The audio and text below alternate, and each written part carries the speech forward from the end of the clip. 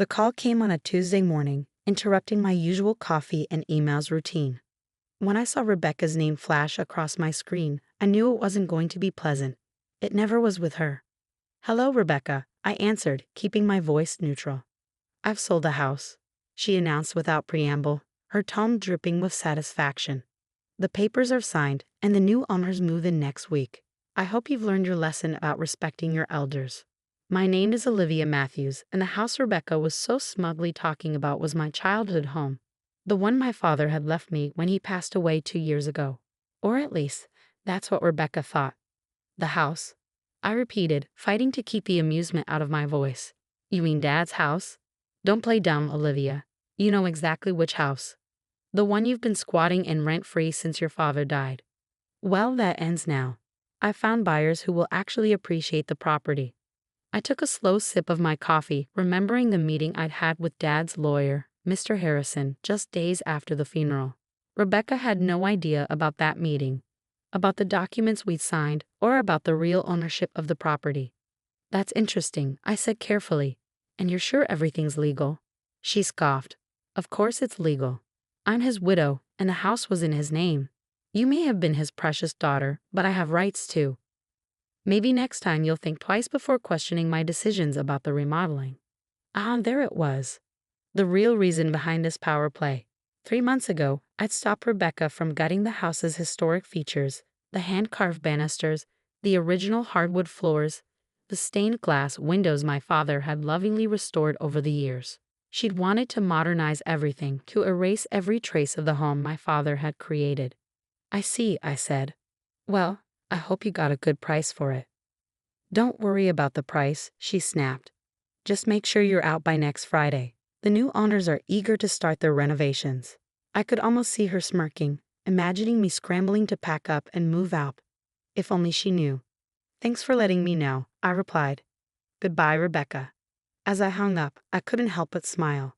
Rebecca had always underestimated me, just as she underestimated my father's foresight. She thought she knew everything about our family's affairs, but there was so much she didn't understand.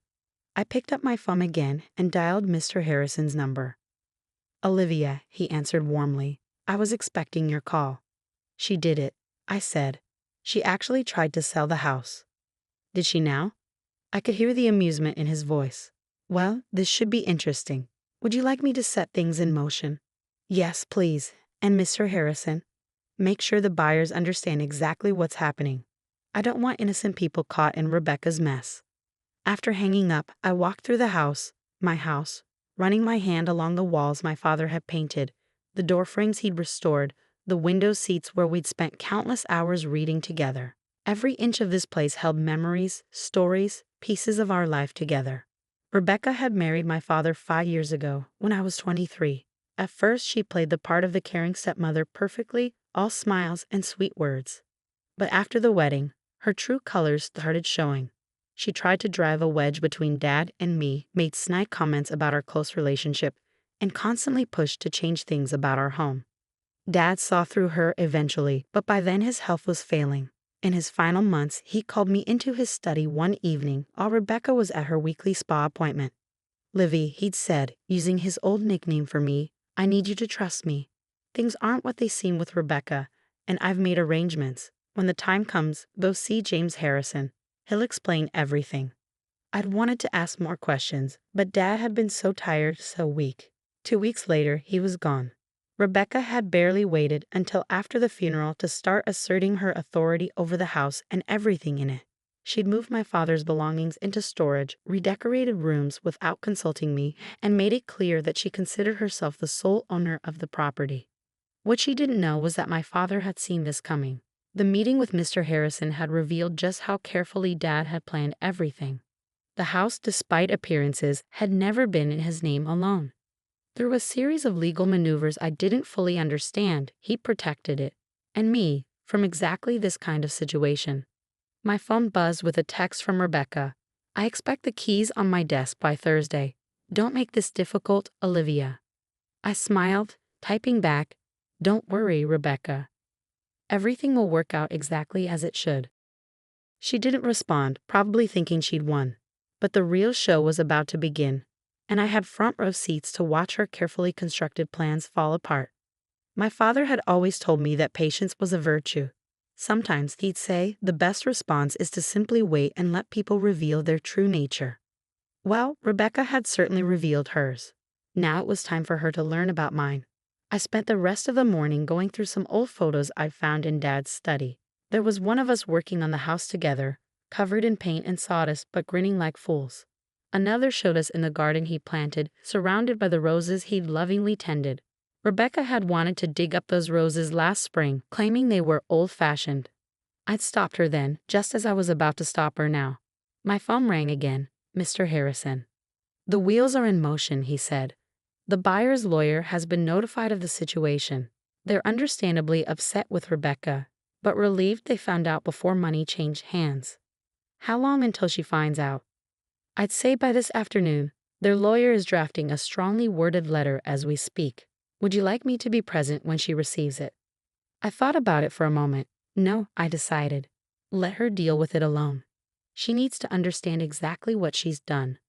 As you wish, but Olivia, be prepared for the fallout. People like Rebecca don't take humiliation well.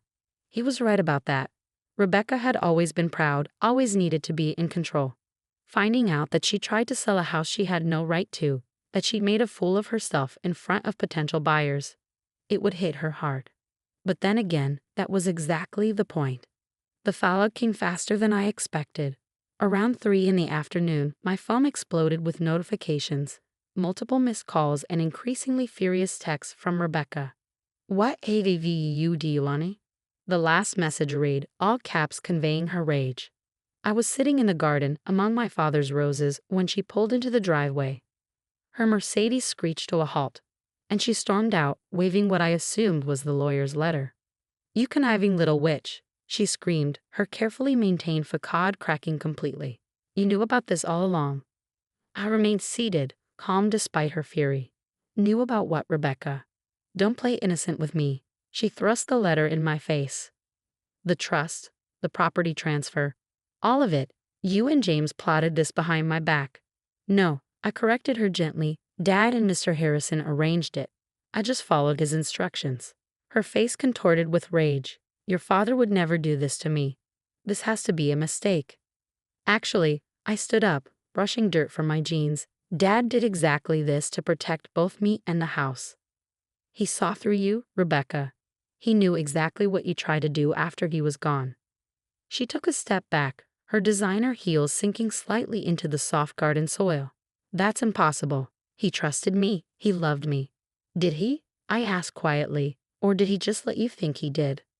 The color drained from her face as the implications of my words sank in. My father, the man she thought she fooled completely, had outmaneuvered her from beyond the grave. The house was never in his name. I continued, watching her process each revelation. "He transferred it to a trust years ago, long before he met you. I'm the sole beneficiary. You had no right to try to sell it." "You're lying," she whispered, but I could see the doubt in her eyes. "Check the property records," I suggested. "They're all public. Dad made sure of that too. He wanted everything to be transparent when the time was right." Rebecca's hands were shaking now, crumpling the lawyer's letter. "The buyers, they're threatening legal action. Do you have any idea how humiliating this is? Almost as humiliating as trying to throw your stepdaughter out of her own house." I countered. "Or maybe as humiliating as spending years pretending to care about someone just to get their money." She flinched as if I'd slapped her. "You don't understand anything about my relationship with your father." "I understand more than you think. Dad told me everything before he died, about the prenup you refused to sign, about the mysterious withdrawals from his accounts, about the men you met with while he was in the hospital." Her eyes widened. "He knew. He knew everything, Rebecca. He just waited, watched, and planned. Like father, like daughter, I suppose." She took another step back, her expensive suit now stained with garden dirt. "This isn't over," she threatened, but her voice lacked conviction. "Actually, it is," I replied, pulling out my phone. "I've recorded this entire conversation. Would you like me to add it to the file Mr. Harrison is building about your attempts to illegally sell property you don't own?" For the first time since I'd known her, Rebecca was speechless. She stood there, surrounded by my father's roses, looking completely lost. I'll make this simple, I said. Leave. Leave the house, leave me alone, and most importantly, leave my father's memory alone. If you try anything else, any more schemes, any more attempts to take what isn't yours, everything comes out. The affairs, the money, all of it. You wouldn't dare, she hissed. It would damage your precious father's reputation. I smiled, channeling the same quiet strength I'd always admired in Dad. His reputation can handle the truth, Rebecca. Can yours? She stared at me for a long moment, calculation visible in her eyes. Finally, her shoulders slumped slightly. Fine, she spat. Keep the house. Keep your little victory, but don't think this means you've won. I already have, I said simply. I won the moment Dad saw you for who you really are. She turned and stormed back to her car, her heels sinking into the grass with each angry step. As she drove away, I noticed she dropped the lawyer's letter in the garden. Picking it up, I smoothed out the crumpled paper. The legal language was complex, but the message was clear. Rebecca had no claim to the house, had never had any claim to it, and her attempt to sell it constituted fraud. My phone buzzed. A text from Mr. Harrison. How did she take it? About as well as we expected, I replied. But I think she's done. Your father would be proud, he wrote back. He always said you were stronger than anyone knew. I looked around the garden, at the roses Dad had tended so carefully, at the house he protected so thoroughly. He'd known this day would come, had prepared for it in ways I was only beginning to understand. Rebecca had thought she was teaching me a lesson about respect. Instead, she'd learned one about underestimating people, both the living and the dead. The weeks following Rebecca's confrontation brought unexpected changes. The house felt different somehow, lighter, as if a shadow had been lifted. I spent my evenings restoring rooms to their original state, undoing Rebecca's hasty modernization attempts. One evening, while sorting through boxes in Dad's study, I found a letter addressed to me in his familiar handwriting. The envelope was dated just days before his death. My hands trembled as I opened it. My dearest Livy, if you're reading this, then everything has played out as I expected. Rebecca has probably tried to take the house by now, and you've learned of the trust arrangements I made with James. I'm sorry I couldn't tell you everything while I was alive. Rebecca was watching too closely, and I needed her to believe she had won. You see, I discovered her true nature about a year into our marriage, but by then she had already shown her hand. The mysterious illness that landed me in the hospital? Not so mysterious after all. I had James investigate the occasional dizzy spells, the confusion, the gradual weakening. Rebecca had been adding something to my evening tea. Not enough to kill me quickly, but enough to make it look like natural decline. I played along, let her think she was succeeding. Meanwhile, I made arrangements to protect you and everything we built together.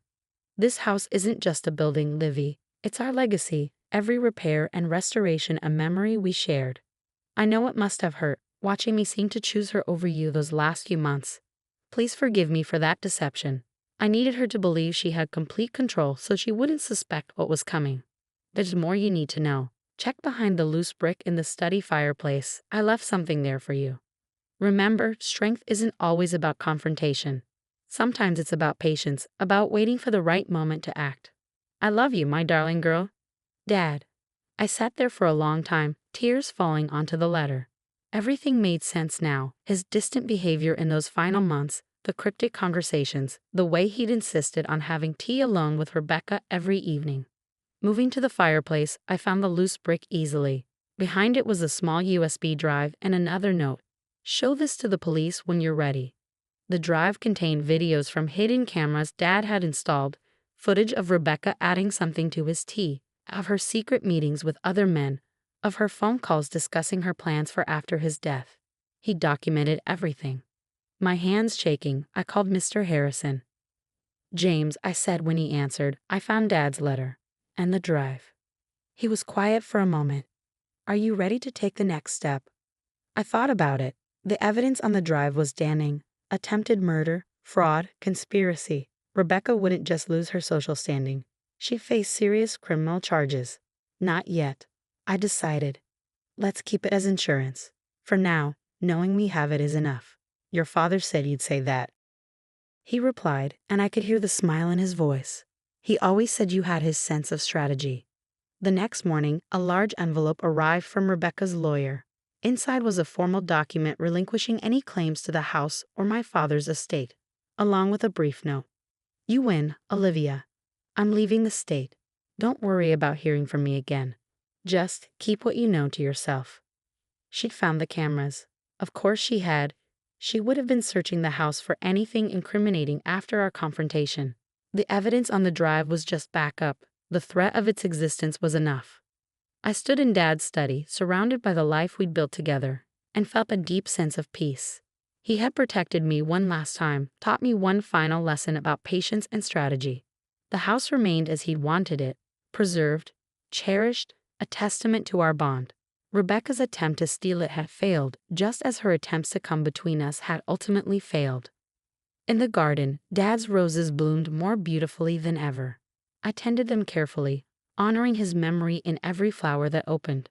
Sometimes, while working among them, I could almost hear his voice. Remember, Livy, the strongest roots grow in silence, hidden from view until the right moment to bloom. He had been right, of course.